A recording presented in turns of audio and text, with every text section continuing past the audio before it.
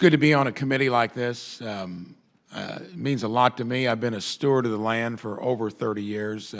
I've always felt that conservatives need to do a better job of talking about conservation and talking about the things that we believe in that really make a difference. Been a tree farmer for nearly 30 years, involved in agriculture.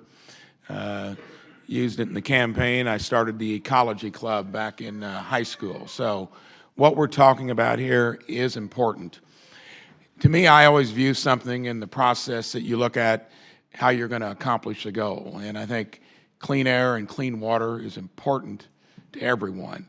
I also look at the fact that over the weekend, and I know it's been discussed here before, I had 3 different farmers approach me about dealing with the technicalities of waters of the U.S.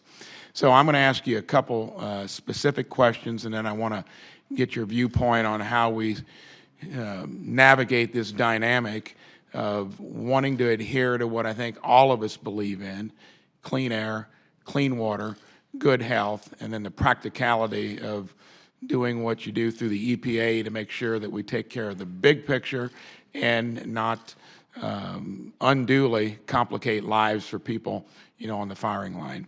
Waters of the U.S. The ruling as given in 2015, has it changed at all in the meantime, or is it in the process of being looked at?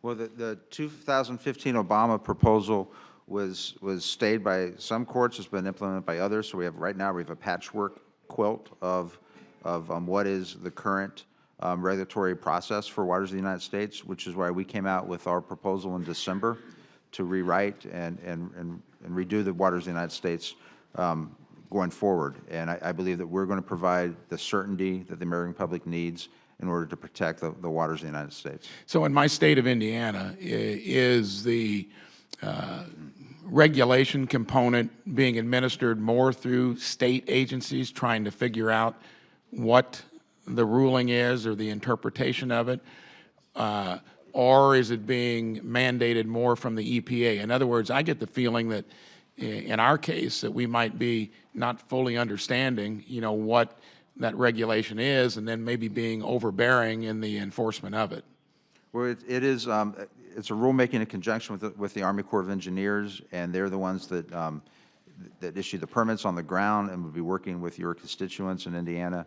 And again, it's varying from state to state right now, based upon the circuit courts, as far as in the district courts. I mean, as far as which standard is in place, the prior to 2015 or the current 2015. And then, what is your goal to have that fully clarified so farmers, state agencies know what is what?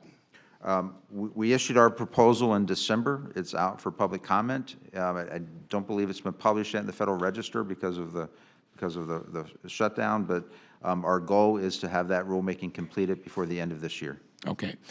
And then, do you consider yourself a conservationist, and how will you measure your own success in this job once you get into it?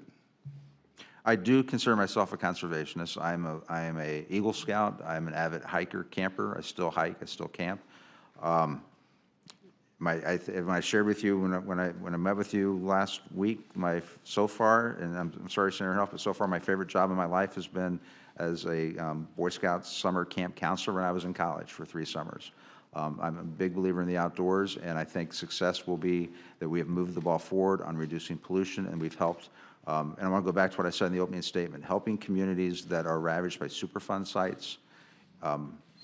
It greatly impacts low-income Americans, oftentimes, in most cases, minority communities, and to try to help those communities. Some of the Superfund sites that we've cleaned up and that we're getting cleaned up are contaminated by lead. These are areas, these are communities where actually people and families are living today, and to get those areas cleaned up so that those children are not exposed to lead is very important. There's one site that I didn't mention in my opening statement in Colorado where it was on track to get it cleaned up, I think, over 20 years, and we were speeding that up. We're going to get that cleaned up the next few years so that we won't have 2 generations of children growing up in low-income housing subjected to lead in their ground. Thank you. Thank you.